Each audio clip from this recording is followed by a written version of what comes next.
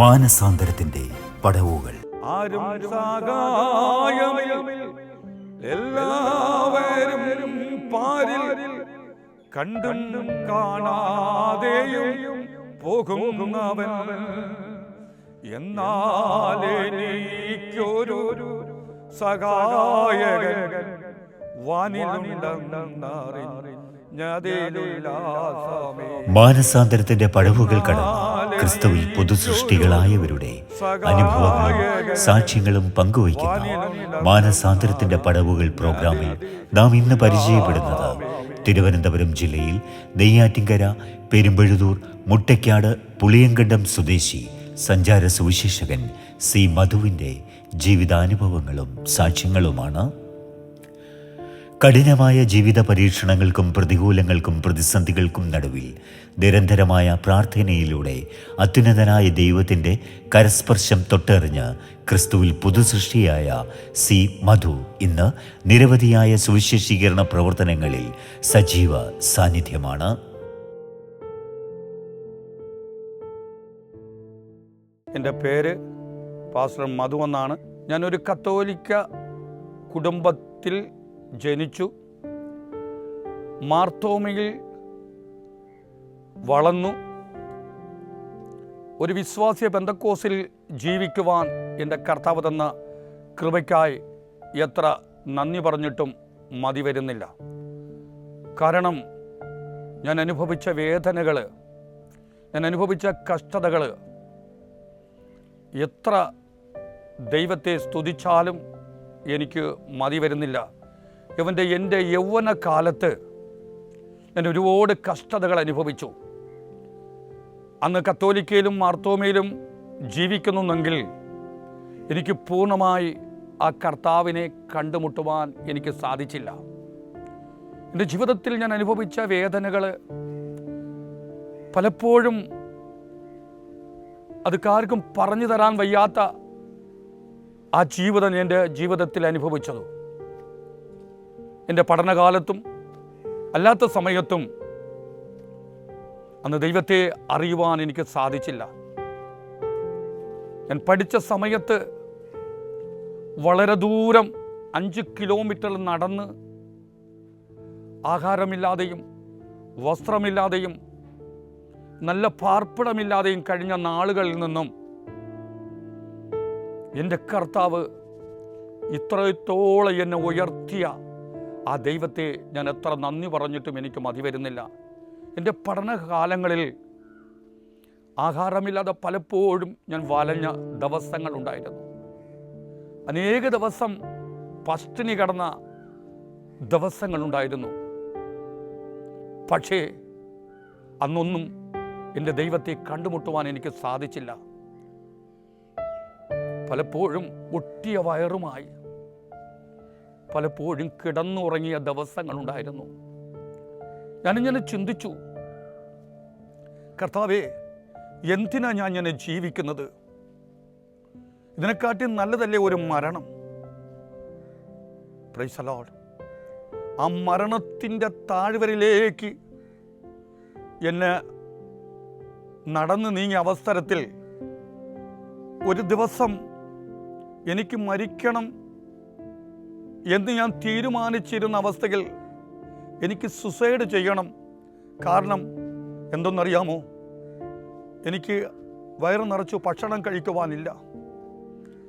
ഒരു മറ്റുള്ള ചെറുപ്പക്കാർ നടക്കുമ്പോൾ എനിക്കൊരു നല്ലൊരു തുണിയില്ല, കിടക്കുവാൻ നല്ലൊരു വീടില്ല. എനിക്ക് എൻ്റെ ഉറക്കം തന്നെ എന്നെ അസൗകര്യപ്പെടുത്തിക്കൊണ്ടിരുന്നു. കിടക്കുവാൻ ഒരു പാവോലുമില്ലാത്ത അവസ്ഥ. ഞാൻ ഓല മെടഞ്ഞ് ആ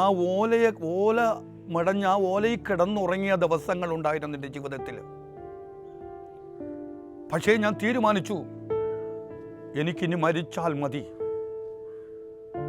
ഞാനങ്ങനെ തീരുമാനിച്ച് കയറെടുത്ത് വെച്ച് ഇന്ന് രാത്രി എനിക്ക് ഈ ലോകത്തോട് വിട പറയണമെന്ന് ഞാൻ തീരുമാനിച്ച അവസ്ഥയിൽ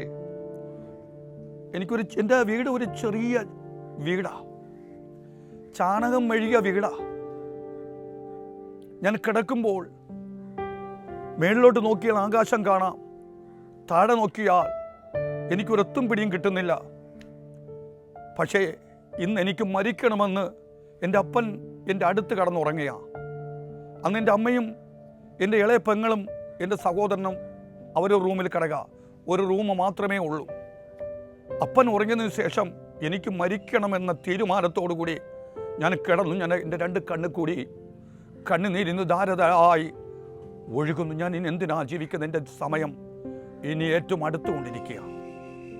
ഞാനങ്ങനെ ആ കിടന്നുറങ്ങിയപ്പോൾ ഞാൻ എന്തിന് കർത്താവേ ജീവിക്കുന്നത്?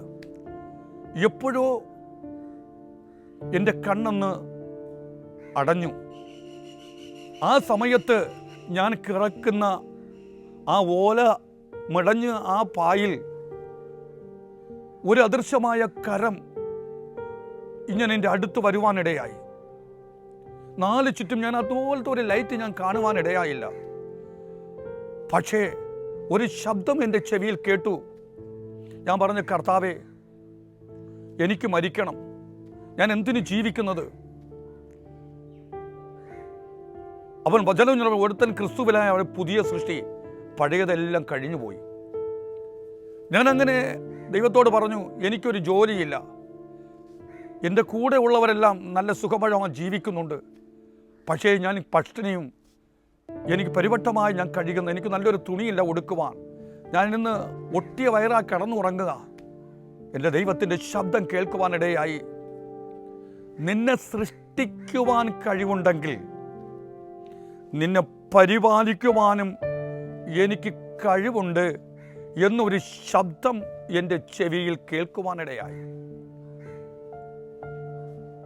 പിന്നെ ഞാൻ എപ്പോഴോ അങ്ങ് ഉറങ്ങിപ്പോയി. രാവിലെ എൻ്റെ പെങ്ങൾ വന്ന് വിളിക്കുകയാണ്, ചേട്ടാ എന്താ കിടന്നുറങ്ങുന്നത്? അപ്പോഴാ ഈ ശബ്ദം ഞാൻ കേൾക്കുവാനിടയായത്. പക്ഷെ എന്നിട്ടും ആ ദൈവത്തെ വീണ്ടും ഞാൻ മറന്നു. പക്ഷേ ആ ദൈവശബ്ദം കേട്ടിട്ടും വീണ്ടും എൻ്റെ പഴയ സ്വഭാവത്തിലേക്ക് ഞാൻ കടന്നുപോയി. പക്ഷെ എൻ്റെ ആ സുസൈഡ് ചെയ്യണമെന്നുള്ള ആ പ്രവണത എന്നിൽ നിന്നും മാറിപ്പോയി. വീണ്ടും ജീവിതത്തിലേക്ക് വീണ്ടും കടന്നുപോയി. കാരണം ഞാൻ വളരെ കഷ്ടപ്പെട്ട് കൂലിപ്പണി വരെ ചെയ്തു ജീവിച്ചവനാണ്. ആ അവസരത്തിൽ ദൈവം എന്നോട് പറഞ്ഞു, നിന്നെ സൃഷ്ടിക്കാൻ കഴിവുണ്ടെങ്കിൽ നിന്നെ പരിപാലിക്കുവാൻ എനിക്ക് കഴിവുണ്ട് എന്ന് ആ വാഗ്ദത്തം ചെയ്ത ദൈവം, ആ ദൈവം എന്നെ കൈവിട്ടില്ല. ഞാൻ പഠിച്ച ഒരു ജോലിക്ക് വേണ്ടി ഇങ്ങനെ ട്രൈ ചെയ്തുകൊണ്ട് നിൽക്കുക. 6 മാസം കഴിഞ്ഞ് എൻ്റെ ദൈവം എനിക്കൊരു ജോലി തന്നു. ആ ജോലിയുടെ അനുബന്ധത്തിൽ കഴിഞ്ഞ നാളുകൾ വീണ്ടും ഞാൻ ദൈവത്തെ മറന്നു. പിന്നെ എൻ്റെ പഴയ സ്വഭാവത്തിൽ വീണ്ടും ഞാൻ കടന്നു വന്നു. അനേക നാളിൽ കടന്നുപോയപ്പോൾ ഞാൻ വിചാരിച്ചു, ഞാൻ ചെയ്യുന്നതെല്ലാം തെറ്റാണല്ലോ. ആ ദൈവത്തിൻ്റെ ശബ്ദം ഞാൻ കേട്ടവനാണല്ലോ. ഞാൻ പിന്നെയും ആ ദൈവത്തെ മറക്കുന്നു. ആ വചനം ഞാൻ പറയുന്നു, ദൈവത്തെ മറക്കുന്നവരെ ഇത് ഓർത്തുകൊള്ളുവിൻ, കീറിക്കളയും, പിടിപ്പാൻ ആരുമുണ്ടായില്ലെന്ന് ആ ശബ്ദം വീണ്ടും എന്നെ ഓർമ്മിപ്പിക്കുവാനിടയായി. വീണ്ടും ഞാൻ 88 കല്യാണം കഴിഞ്ഞു. ആ ഭാര്യയുമായി അപ്പോഴൊരു കുഞ്ഞുണ്ടായി. ആ കുഞ്ഞുമായി ഞാൻ ഇന്ന് സെൻട്രൽ ഗവൺമെൻറ്റിൻ്റെ ഒരു CISF എനിക്കൊരു ജോലി ലഭിക്കുവാനിടയിൽ. കാരണം എന്തെന്നറിയാമോ? ദൈവം എന്നോട് പറഞ്ഞു, നിന്നെ സൃഷ്ടിക്കുവാൻ കഴിവുണ്ടെങ്കിൽ പരിപാലിക്കുവാനും കഴിവുള്ള ഒരു ദൈവമാണെന്ന്. ഞാനെന്ന് ആ പറഞ്ഞ വാക്കുകൾ എൻ്റെ ദൈവം, ആ വാഗ്ദത്തം എൻ്റെ ഉള്ളിലിരുന്നു. അങ്ങനെ ജീവിതത്തിൽ കടന്നു വന്ന പ്രയാസങ്ങളുടെ നടുവിൽ വീണ്ടും ഞാൻ ദൈവത്തെ മറന്നു ജീവിക്കുവാനിടയായി. അങ്ങനെ 2 കുഞ്ഞുങ്ങളായതിനു ശേഷം ജീവിതത്തിൽ കഷ്ടതയും ഭാരങ്ങളും വീണ്ടും ഏറി വന്നു. എൻ്റെ വൈഫിന് ഒരു തീരാരോഗവും ഒരു പ്രതിസന്ധിയിൽ കടന്നു വന്നപ്പോൾ അതുവരെയും ആ പെന്തക്കോസിന്റെ വിശ്വാസത്തിൽ കടന്നു വരാൻ സാധിക്കാതെ പെന്തക്കോസ് വരെ കണ്ടാൽ ഞാൻ ഓട്ടിക്കുമായിരുന്നു. പലതും എൻ്റെ വായിൽ നിന്നും അസഭ്യമായ വാക്ക് വരുമായിരുന്നു. എങ്കിലും അവസാനം ഒരു ബ്രദർ എന്നോട് പറഞ്ഞു, നമുക്ക് ആ ബന്ധക്കോസിലേക്ക് കടന്നു പോകാമോ? നിങ്ങൾക്ക് പോയാൽ ഒരു വിടുതലുണ്ടെന്ന് അവരെന്നോട് പറഞ്ഞു. കാരണം അത്ര എൻ്റെ കുടുംബത്തിന് അനുഭവിക്കുന്ന ഞാൻ അനുഭവിച്ച വേദനയാണ്. അപ്പോൾ ഏത് കോസായിരുന്നാലും കുഴപ്പമില്ല, പോകാമെന്ന് സമ്മതിച്ചു. അങ്ങനെ ഒരു പെന്തക്കോസ് സഭയിലും ഞാനും എൻ്റെ 2 മക്കളും ഭാര്യയുമായി കടന്നുപോയി.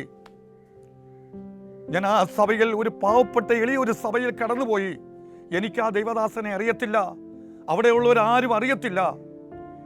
പക്ഷേ 3 പ്രാവശ്യം ഞാൻ ആ സഭയിൽ കടന്നുപോയപ്പോൾ 1998 10 മാസം 25 തീയതി 1:30 മണിക്ക് ദൈവശബ്ദം എന്നിൽ കേൾക്കുവാനിടയായി. Praise the Lord. നീ മടങ്ങി വന്നാൽ, നീ എൻ്റെ സന്നിധിയിൽ മടങ്ങി വന്നാൽ ഞാൻ എൻ്റെ ഉന്നതങ്ങളിൽ മാനിക്കുമെന്ന് എൻ്റെ ദൈവം എന്നോട് വാഗ്ദത്തം ചെയ്തു. അതുവരെയും ഞാൻ ആ കടന്നുപോയ സഭയിൽ ആ ദൈവദാസൻ എനിക്ക് അറിയത്തില്ല, അവിടെയുള്ള ആരും അറിയത്തില്ല. ആ ദൈവദാസൻ എൻ്റെ പേര് വിളിച്ചു. ഞാൻ പറഞ്ഞു, എൻ്റെ പേര് ഈ ദൈവദാസനോട് പറഞ്ഞതാരാ? എനിക്കിവരൊന്നും അറിയത്തില്ലല്ലോ, പിന്നെ എന്തിനാ എന്നെ വിളിച്ച് എൻ്റെ പേര് ചൊല്ലി വിളിച്ചത്? പക്ഷെ എന്നെ അറിയുന്നതിന് മുമ്പേ എൻ്റെ ദൈവം എന്നെ അറിഞ്ഞിരുന്നു. അന്നു മുതൽ എൻ്റെ ജീവിതത്തിൽ ഒരു ടേണിംഗ് പോയിന്റായി മാറുവാൻ എൻ്റെ ദൈവം കൃപ തന്നു. ആ സമയത്ത് വീണ്ടും ആ പഴയ സ്വഭാവങ്ങളെല്ലാം മാറ്റി വീണ്ടും ക്രിസ്തുവിന് വേണ്ടി ജീവിക്കുവാൻ ഞാൻ തീരുമാനിച്ചു. അങ്ങനെ ആ സമയം 99 ഹല്ലേലൂയ, ആ ദിവസം മുതൽ കർത്താവിന് വേണ്ടി ജീവിക്കുവാനിടയായി. വീണ്ടും എൻ്റെ കുടുംബത്തിൽ ജീവിക്കുവാൻ, കർത്താവിനോട് ജീവിക്കുവാൻ ഉടമ്പടി ചെയ്തപ്പോൾ വീണ്ടും പ്രശ്നങ്ങൾ രൂക്ഷമായി. എൻ്റെ വൈഫിന് ഒരു തീരാ രോഗം വന്നു. യൂട്രസിൽ ഒരു മുഴ വന്നു. അത് റിമൂവ് ചെയ്യണമെന്ന് പറഞ്ഞു. പക്ഷേ എൻ്റെ ദൈവം എൻ്റെ വൈഫിന് ശരീരത്തിൽ കത്തി തൊടാൻ അനുവദിച്ചില്ല. കാരണം ദൈവം എന്നോട് പറഞ്ഞ വാഗ്ദത്തം, അത് ഞാൻ ദൈവത്തോട് പറഞ്ഞു, കർത്താവേ, നീ എന്നെ വിളിച്ചു വേർതിരിച്ച ദൈവം, എൻ്റെ കുടുംബത്തെ നീ കൈവിടത്തില്ല. എനിക്ക് എൻ്റെ ഭാര്യയ്ക്ക് ഒരു രോഗം വന്ന് എനിക്ക് താങ്ങാൻ പറ്റത്തില്ല. ആമേൻ. എനിക്ക് തുണയായി തന്ന ഭാര്യയെ ഞാൻ ശുശ്രൂഷിക്കാനല്ല, ദൈവം എനിക്ക് തുണയായി തന്നത് എന്നെ ശുശ്രൂഷിക്കുവാനാ. അങ്ങനെ ദൈവത്തോട് കരഞ്ഞു പ്രാർത്ഥിച്ചപ്പോൾ ദൈവാത്മാവ് പറഞ്ഞു, അവളുടെ ശരീരത്തിൽ ഞാൻ കത്തി തൊടാൻ അനുവദിക്കത്തില്ല. ഹല്ലേലൂയ. വീണ്ടും ഓപ്പറേഷത്തിന് ഡേറ്റ് ഡോക്ടർ കുറിച്ചു തന്നു. അങ്ങനെ ഓപ്പറേഷത്തിന് കടന്നുപോയപ്പോൾ ആ ഡോക്ടർ പറഞ്ഞു, ഇനി ഒരു ചെക്കപ്പ് ഉണ്ട്, ആ ചെക്കപ്പ് കഴിഞ്ഞതിന് ശേഷം നമുക്ക് പറയാമെന്ന് പറഞ്ഞു. കാരണം എൻ്റെ ദൈവം എന്നോട് പറഞ്ഞത് അവളുടെ ശരീരത്തിൽ കത്തി തൊടാൻ അനുവദിക്കത്തില്ലെന്ന് പറഞ്ഞ ആ ദൈവം ഞാൻ വിശ്വസിച്ചു. ഒരു സ്കാനിങ് കൂടി ചെയ്തപ്പോൾ ഡോക്ടർ ആ സ്കാനിങ് എടുത്തു വെച്ചിട്ട് ആ മുഴയുണ്ടെന്ന് പറഞ്ഞ ആ ഡോക്ടർ ഇങ്ങനെ എൻ്റെ വൈഫിൻ്റെ മുഖത്ത് നോക്കുവാനിടയായി. ഞാൻ കേട്ട, ഡോക്ടർ എന്താണ് കാരണം? ആ മുഴ അവിടെ ഇല്ല, ആ മുഴ അപ്രത്യക്ഷമായിരിക്കുന്നു. കാരണം എൻ്റെ ദൈവം എന്നോട് പറഞ്ഞത് അവളുടെ ശരീരത്തിൽ കത്തി തൊടാൻ അനുവദിക്കത്തില്ലെന്ന്. ആ ദൈവത്തെ ഞാൻ എങ്ങനെ മറക്കും? ഹല്ലേലൂയ. ആ ദൈവം ഇന്നും ജീവിക്കുന്ന ദൈവമാണ്. ആ പ്രതിസന്ധികൾ എൻ്റെ കുടുംബത്തെ, എൻ്റെ ഫാമിലിയെ അലട്ടിയ ആ പ്രതിസന്ധികളെല്ലാം ദൈവം മാറ്റി. ആ 98 വർഷത്തു മുതൽ ഞാൻ കർത്താവിനെ സ്വന്തം രക്ഷിതാവായി സ്വീകരിച്ച് എൻ്റെ കുടുംബം 2000 ഞാനും എൻ്റെ ഭാര്യയും കർത്താവായ യേശുക്രിസ്തു വെള്ളത്തിൽ സ്നാനപ്പെട്ട് അന്നു മുതൽ ഇന്നുവരെയും എൻ്റെ കർത്താവിനെ അറിയുവാൻ എൻ്റെ ദൈവം തന്ന ആ കൃപയ്ക്കായി സ്തോത്രം.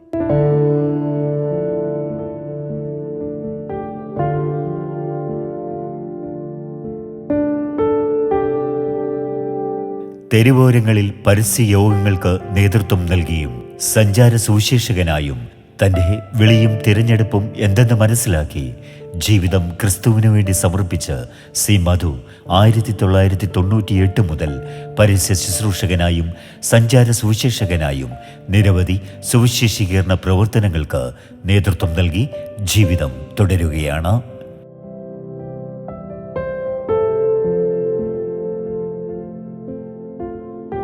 എനിക്കൊരു ജോലി ഉണ്ടായിരുന്നു. ആ ജോലിയിൽ 33 വർഷം സർവീസ് ചെയ്തു റിട്ടയർഡായി വന്നതിന് ശേഷം ഇന്നും കർത്താവിൻ്റെ വേല ചെയ്യുവാൻ എൻ്റെ കർത്താവ് എനിക്ക് ഒരിക്കൽ കൃപയ്ക്കായി എത്ര നന്ദി പറഞ്ഞിട്ടും മതി വരുന്നില്ല. കാരണം എനിക്ക് ഈ ദേശത്തോട് മറ്റുള്ളവർക്ക് വിളിച്ചു പറയുവാനുണ്ട്, എൻ്റെ ജീവിതം മാറ്റിമറിച്ച ദൈവം നിങ്ങളുടെ കുടുംബ ജീവിതത്തെ മാറ്റിമറിക്കുവാൻ, നിന്റെ പ്രശ്നങ്ങൾക്ക് മാറ്റുവാൻ എൻ്റെ യേശുവിന് കഴിവുണ്ട്.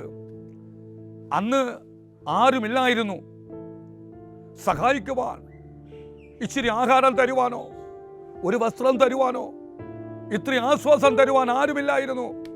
പക്ഷേ എൻ്റെ ദൈവം എന്നെ ആശ്വസിപ്പിക്കുവാൻ ആ തന്ന കൃപ. പാട്ടുകാർ ഇങ്ങനെ പറയുമോ, ആരും സഹായമിൽ എല്ലാവരും പാരിൽ കണ്ടും കാണാതെയും പോകുന്നവൻ, എന്നാൽ എനിക്കൊരു സഹായകൻ വാനിലുണ്ടെന്നറിഞ്ഞതിലുല്ലാസമേ, എന്നാൽ എനിക്കൊരു സഹായകൻ വാനിലുണ്ടെന്നറിഞ്ഞതിൽ ഉല്ലാസമേ. എന്നെ കേൾക്കുന്ന വാത്സല്യ സഹോദരങ്ങളെ,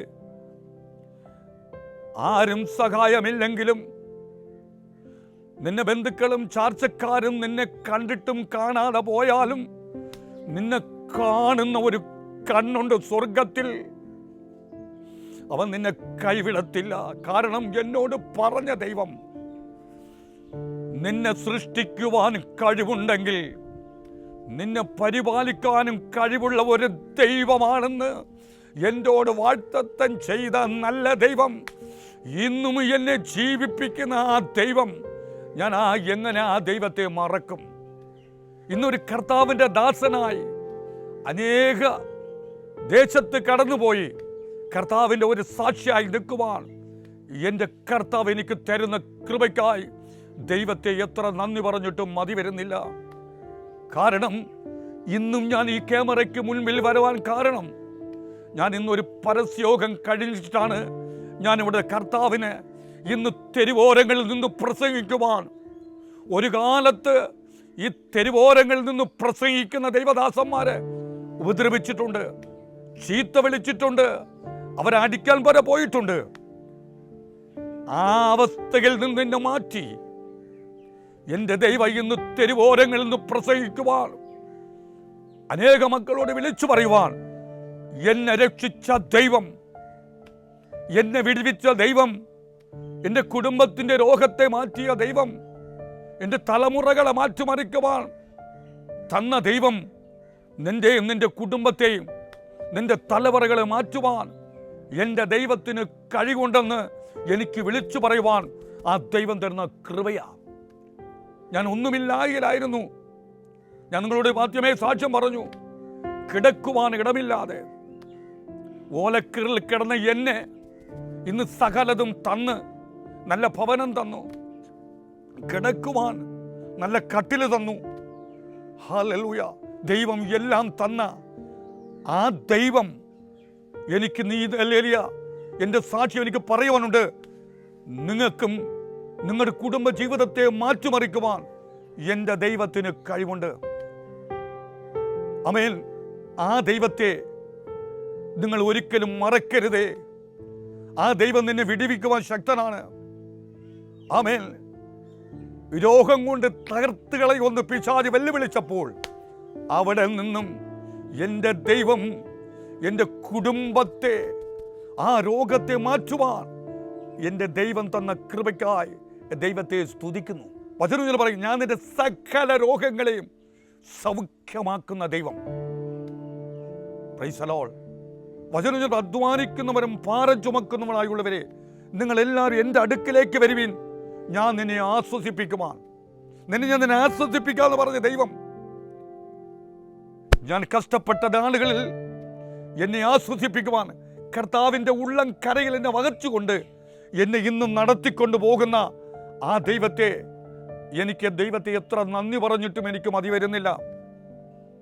എൻ്റെ ഈ സാക്ഷ്യം കേൾക്കുന്ന എല്ലാ പ്രിയപ്പെട്ടവർക്കും എനിക്കൊരു സന്ദേശമുണ്ട്. എന്നെ രക്ഷിച്ച ദൈവം, എൻ്റെ കുടുംബത്തെ രക്ഷിച്ച ദൈവം, എൻ്റെ ഫാമിലിയുടെ ആ യൂട്രസിൻ്റെ മുഴ മാറ്റുവാൻ ശക്തനായ ഒരു ദൈവം, എൻ്റെ കുഞ്ഞുങ്ങളുടെ ജീവിതത്തെ മാറ്റിമറിച്ച ദൈവം, എനിക്ക് വിളിച്ചു പറയാനുണ്ട്. നിന്റെ കുടുംബത്തെയും നിന്റെ ഭാര്യയുടെ നിന്റെ കുഞ്ഞുങ്ങളുടെയും ജീവിതത്തെ മാറ്റിമറിക്കുവാൻ എൻ്റെ ദൈവത്തിന് കഴിവുണ്ടെന്ന്. ആരെങ്കിലും അങ്ങനെ താല്പര്യപ്പെടുന്നവരുണ്ടെങ്കിൽ എൻ്റെ സാക്ഷ്യം ഇത് ഞാൻ വലിയ പൊളി പറയുന്നതല്ല. ഇന്ന് ഞാൻ റിട്ടയർഡായി ഇന്ന് കർത്താവിൻ്റെ വേല ചെയ്യുന്നു. പലപ്പോഴും എന്നെ ആക്ഷേപിക്കുന്നുണ്ട്. എൻ്റെ കൂടെ ജോലി ചെയ്തവർ പറയുന്നു, നീ എങ്ങനെ ഈ ദൈവത്തെ കണ്ടുമുട്ടിയത്? എൻ്റെ സാക്ഷ്യം അവരോട് ഞാൻ പറയുന്നുണ്ട്. എന്നെ രക്ഷിച്ച ദൈവം നിന്നെയും രക്ഷിക്കും. എൻ്റെ കൂടെ വർക്ക് ചെയ്ത ഒരു ഹൈന്ദവനായ ഒരു ഇൻസ്പെക്ടർ ഉണ്ടായിരുന്നു. എല്ലാ വിഷയത്തിനും എന്നെ വിളിച്ച് പ്രാർത്ഥിക്കും. അവർക്ക് വേണ്ടി പ്രാർത്ഥിച്ചപ്പോൾ ദൈവം അവരുടെ കുടുംബത്തെ മാനിച്ചു. കാരണം ഇന്നും മറ്റുള്ളവർക്ക് എനിക്ക് സന്ദേശം കൊടുക്കുവാൻ സാധിക്കും, എന്നെ രക്ഷിച്ച ദൈവം നിങ്ങളെയും രക്ഷിക്കുമെന്ന്. ആ കർത്താവിനെ നമ്മൾ മറക്കണമോ? ഇന്ന് പകൽക്കാലം ആരെങ്കിലും എൻ്റെ ശബ്ദം കേട്ടവരുണ്ടെങ്കിൽ, നിന്നെ വിടുവിക്കുവാൻ ഒരു ദൈവം സ്വർഗത്തിലുണ്ട്. എൻ്റെ ജീവിതത്തെ മാറ്റിമറിച്ച ആ ദൈവം നിന്റെ കുടുംബത്തെയും നിന്റെ കുഞ്ഞുങ്ങളെയും ആമേൻ ജീവിതത്തിൽ മാറ്റിമറിക്കുവാൻ എൻ്റെ ദൈവത്തിന് കഴിവുണ്ട്.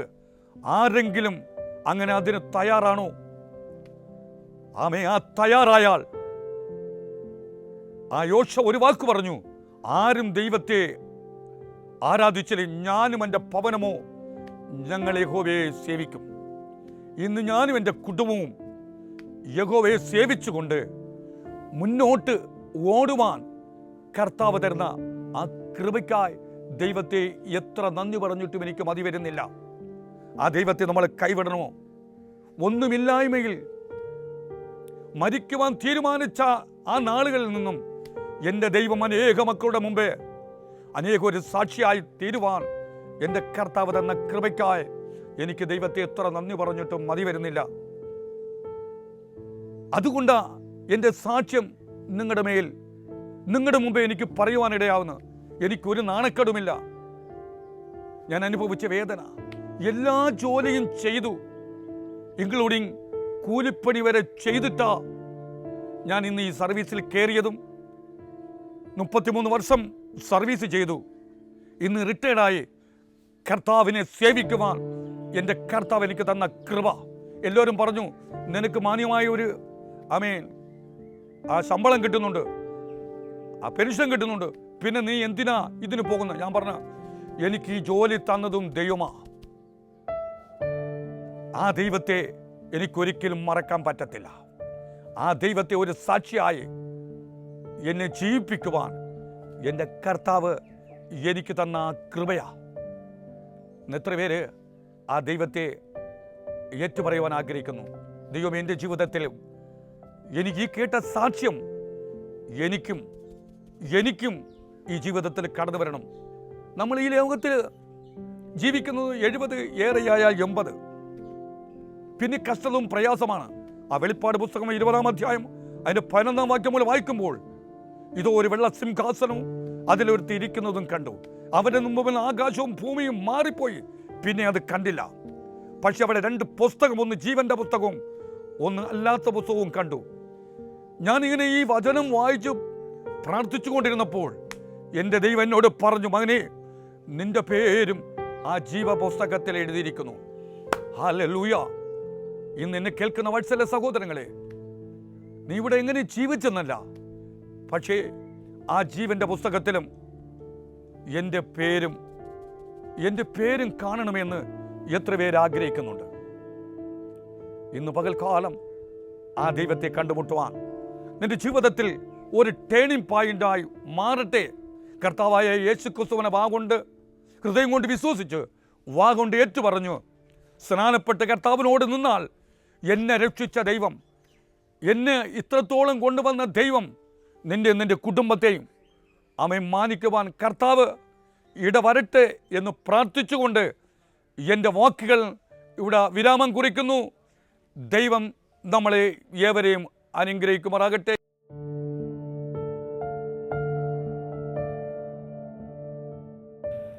താൻ അറിഞ്ഞ സത്യദൈവത്തിനു വേണ്ടി സുവിശേഷത്തിൻ്റെ വയലുകളിൽ ജീവിതം തുടരുന്ന നെയ്യാറ്റിങ്കര പെരുമ്പഴുതൂർ സ്വദേശി സഞ്ചാര സുവിശേഷകൻ സി മധുവിൻ്റെ ജീവിതാനുഭവങ്ങളും സാക്ഷ്യങ്ങളും പങ്കുവെച്ചുകൊണ്ട് മാനസാന്തരത്തിൻ്റെ പടവുകൾ ഇന്നത്തെ അധ്യായം ഇവിടെ പൂർണ്ണമാകുന്നു.